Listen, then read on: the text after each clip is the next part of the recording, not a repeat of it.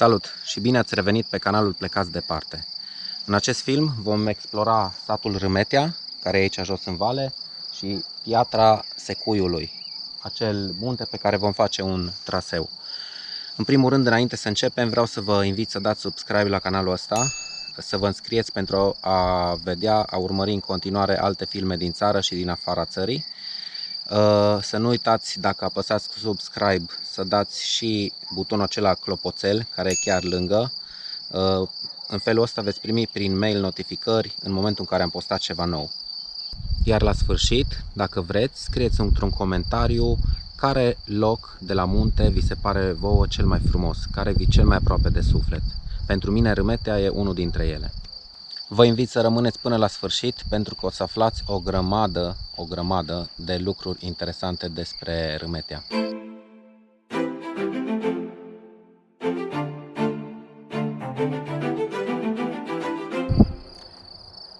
Jó estét, egészséged, csokolom! Suntem la Râmetea, în județul Alba, Râmetea. De fapt, nu Remetea, că Remetea e altul, Râmetea cu I din A. Înainte să facem o vizită culturală, istorică a orașului, să intrăm în detalii din astea, mergem într-o mini-excursie sus pe munte, vreo 4 ore de mers. Vom urca pe acolo, ocolim crestele acelea și coborâm pe acolo în pădure.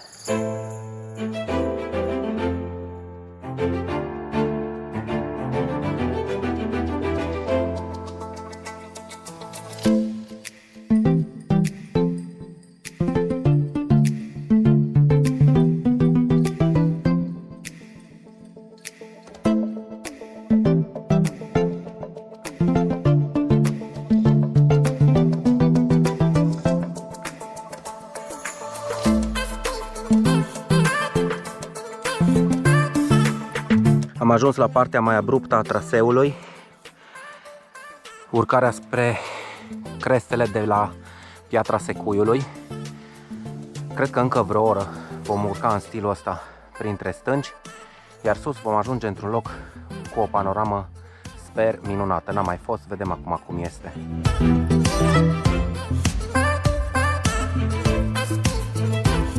Mai fac o pauză. Urcarea nu e ușoară pentru mine, că nu mai am condiție fizică în special, dar ce să facem, dăm înainte. E un lucru care nu-mi place pe traseele pe care am fost până acum, că de multe ori pe după pietre se ascund gunoaie, ca și astea. Vin diversi turiști și în loc să le duc acasă, le palmează pe sub bolovani. E un pârâiaș care curge prin valea asta, pe sub pietre, pe sub grohotiș.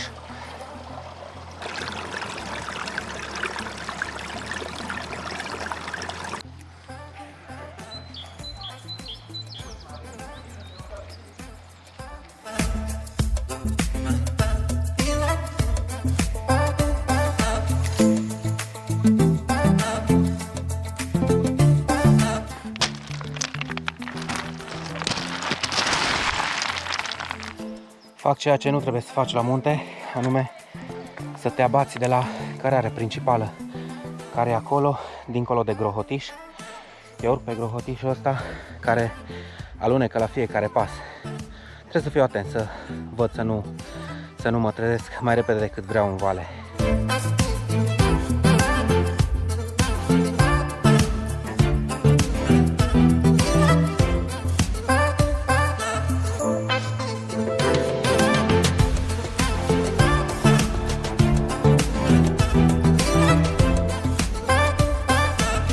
Suntem în partea de sus a urcării, ultima 100 de metri aproximativ, după care ajungem pe platou și lucrurile se vor mai liniști, în sensul că ne putem relaxa, bem o gură de apă, fumăm un pachet de țigări, ne vedem sus. Am ajuns sus în curmătură, ne dăm seama că nu mai avem unde să urcăm. În partea cealaltă, orașe precum Turda, Aiud, Câmpia Turzii, în depărtare, normal.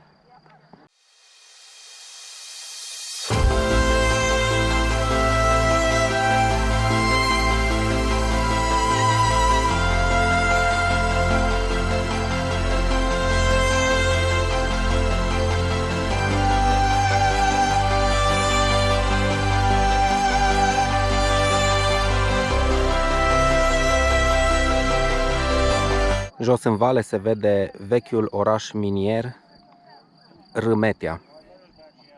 De acolo am venit. Ajuns în curmătură, traseul continuă spre colții Trascăului, acolo sus. Noi nu o să urcăm, ci coborâm lejer la stânga prin pădure înapoi în satul Râmetea. Din punctul meu de vedere, cea mai frumoasă perioadă de mers la munte este mai-iunie. Aproape în toți munții, câmpiile, dealurile sunt înfrunzite, respectiv înflorite. Sunt multe specii de flori peste tot. E o delectare pentru ochi.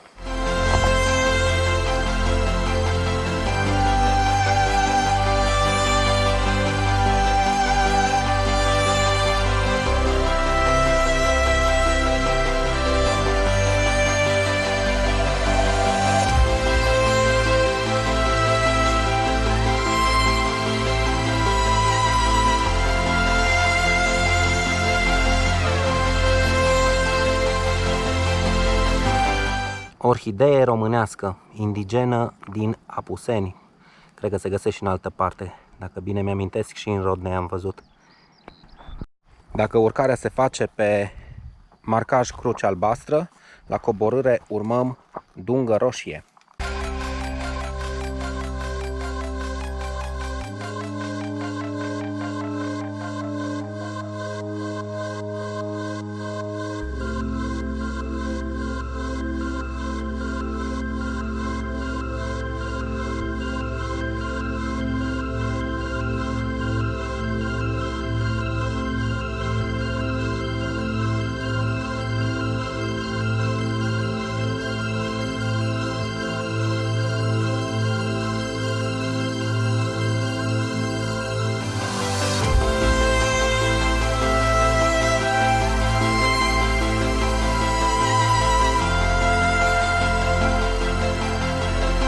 Un bolovan roz în pădure.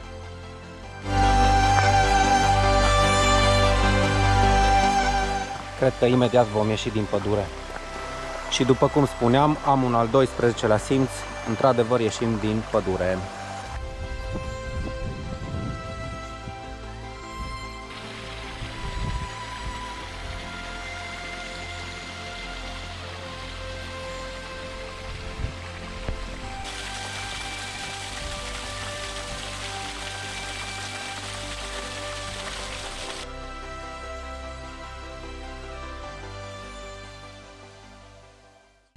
Oi cu un păstor.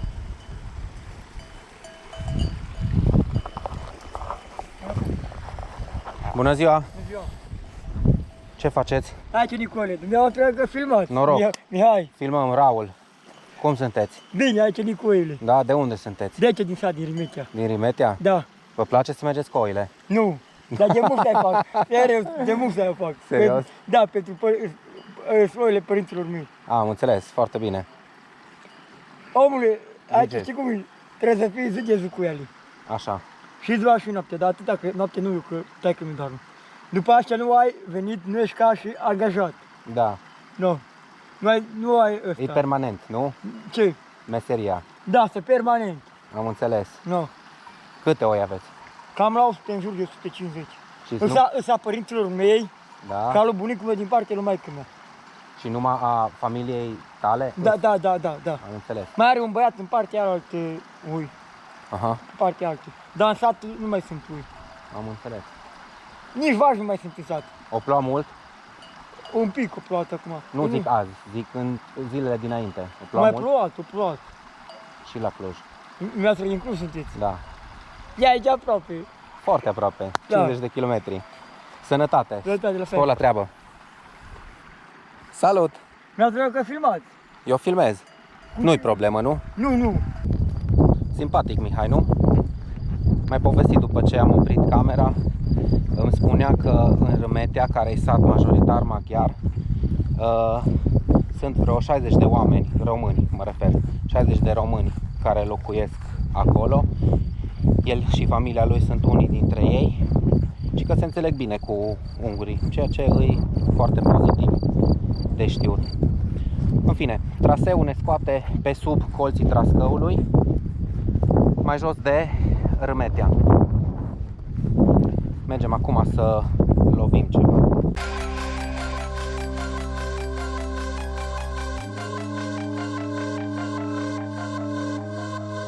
Sunt înconjurat de flori.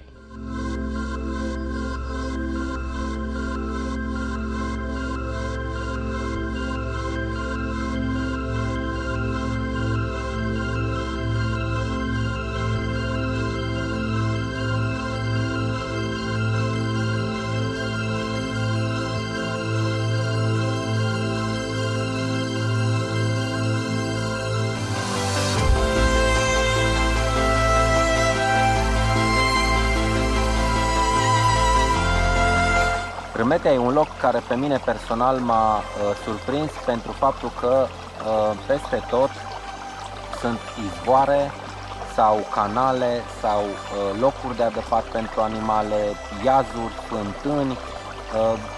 De apă ei nu duc lipsă, cu siguranță.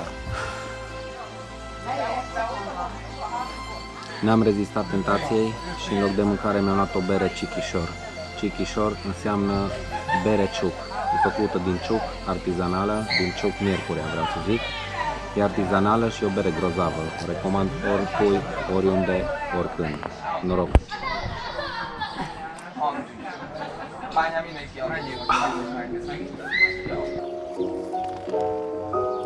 E bine să ai o rezervă în cazul în care se închid birturile prea devreme.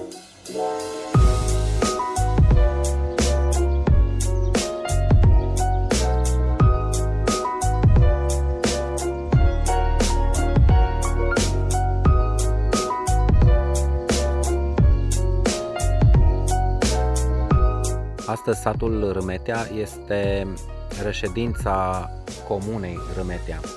În trecut a fost un oraș foarte cunoscut, un oraș minier. Era scaunul secuiesc al Arieșului, unul dintre cele 7 scaune secuiești din Ardeal.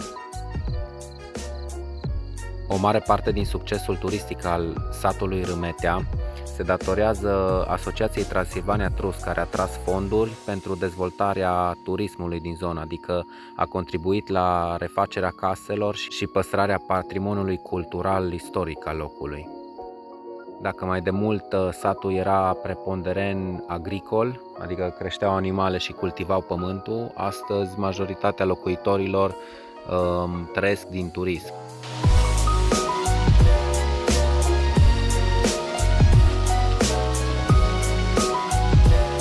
Râmetea e singura localitate din România care a primit premiul Europa Nostra pentru păstrarea patrimoniului cultural.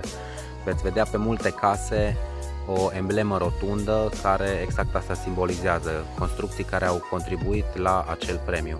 Casele pe care le vom vedea mai în față sunt denumite șirul de sus, sunt în partea de sus a pieței mari.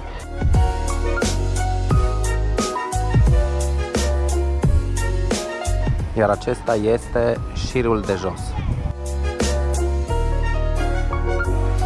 În urma unui incendiu din 1870, casele astea albe au fost, șirul de sus, șirul de jos, au fost reconstruite din piatră. Stilul lor arhitectural este un amestec dintre stil secuiesc și german, tipic Ardealului.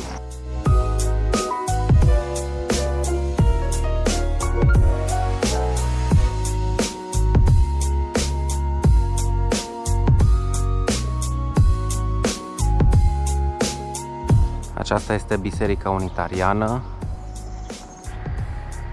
iar pe partea cealaltă găsim Casa Pompierilor.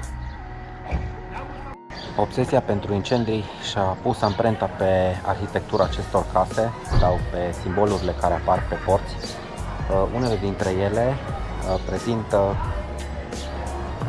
o găleată, o scară, topor sau furcă.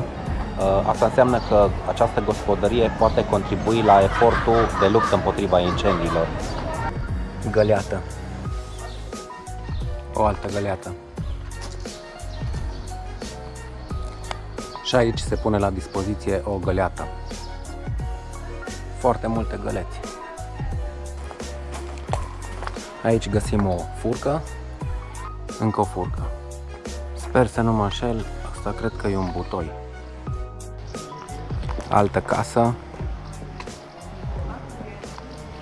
Altă găleată.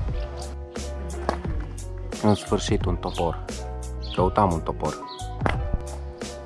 Alt topor. Altă găleată. Deja avem prea multe. Și nu în ultimul rând, o scară. Cred că asta mai lipsea și putem salva satul de incendii. Aici sunt dilemă. Să fie oare un aparat foto?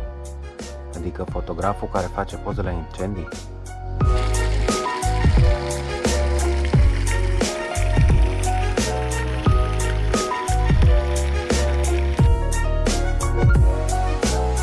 Acesta e vaiorul mare din piața centrală, care era folosit pentru adăparea animalelor, spălatul covoarelor sau a rufelor.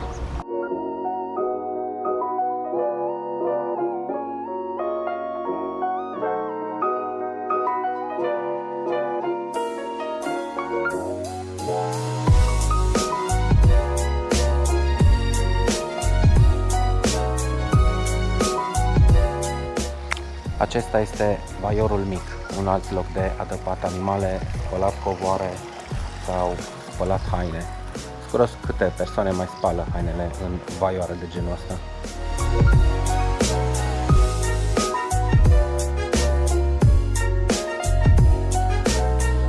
Un canal în care apa este captată și folosită la robinet sau toaletă în gospodării. Alt izvor și adăpătoare probabil pentru animale. Voi ce mai ziceți? Ce limbă vorbiți? Pac, pac, mac, mac.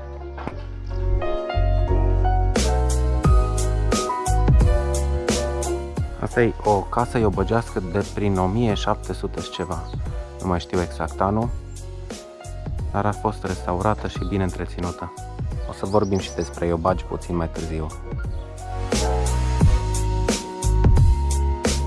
Suntem pe strada Minerilor și vorbim despre beciurile astea care sunt la stradă. Anumite case reconstruite după incendiu din 1870 au astfel de beciuri.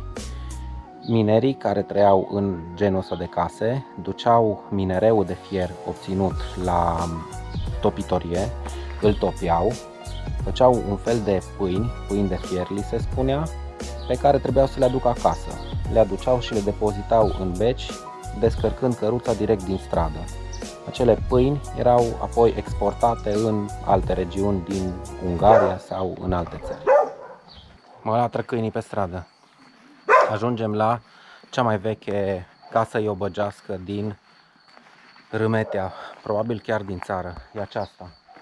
A fost reconstruită, reabilitată, dar ea original, la origini, e din 1668.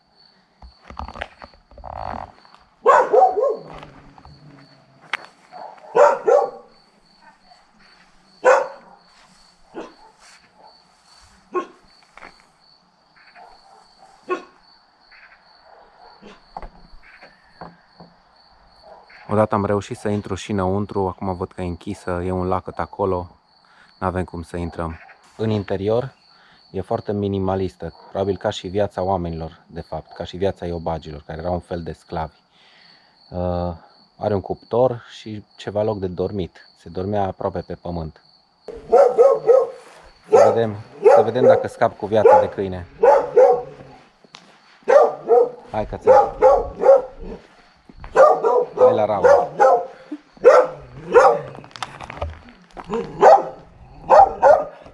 Mă urmărește.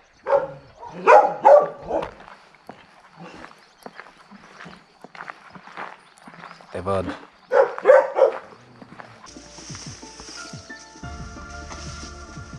De lângă casa iobăgească, pe această uliță îngustă se poate coborî spre centru, la Biserica Unitariană. Suntem în curte la Muzeul Etnografic, care și el are niște curiozități. Să mergem să vedem dacă e deschis și să le vedem.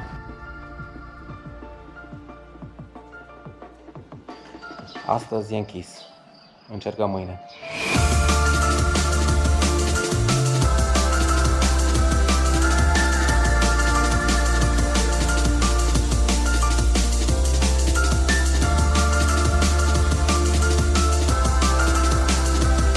M-am trezit cu noaptea în cap să merg să văd răsăritul de la Piatra Secuiului, răsăritul dublu.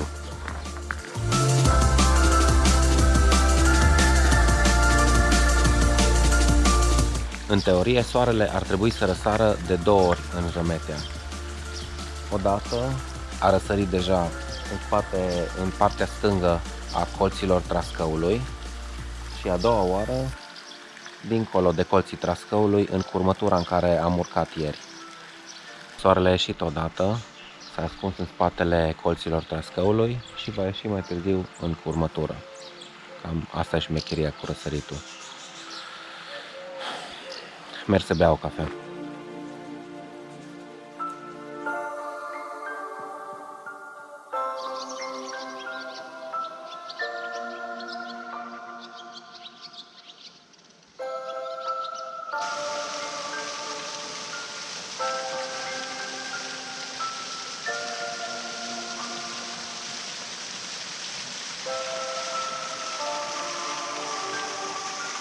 Se spune că aceasta e cea mai veche moară de apă din munții Apuseni.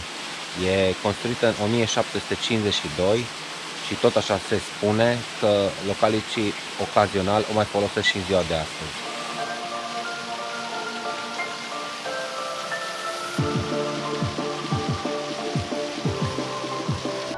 Avem noroc, astăzi e deschis muzeul.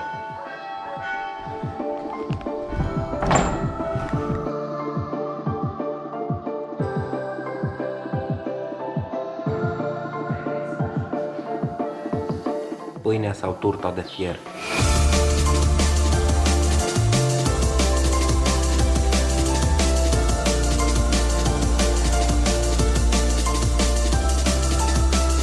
Aceasta este o machetă a unei topitorii.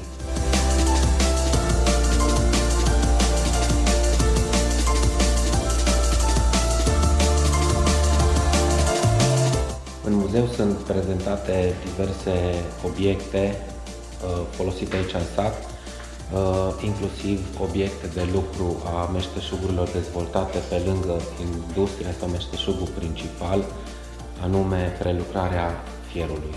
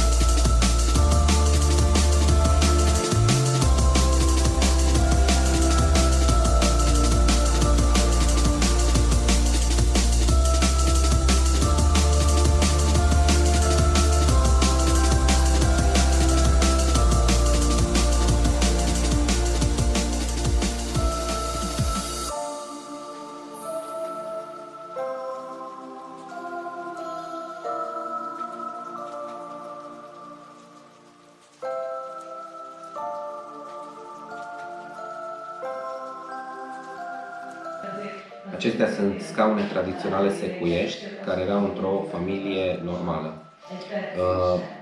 Scaunele au niște ornamente în partea de sus, care au o față, ca un cioc, și un coc, partea din spate. Aici lipsește. Dacă scaunele sunt orientate în poziția actuală, lucrurile mergeau bine în familie. Însemna că se înțeleg soții. Dacă erau invers, coc spre coc, atunci erau conflicte. Ceva nu mergea, cineva strica balansul, echilibrul din familie. Acesta a fost Râmetea. Dacă v-a plăcut, dați un like și nu uitați să scrieți într-un comentariu ce zonă din munte e aproape de inima voastră, unde vă place să mergeți cel mai mult. Și ne vedem la următorul film. Ciao! O clanță în formă de șarpe.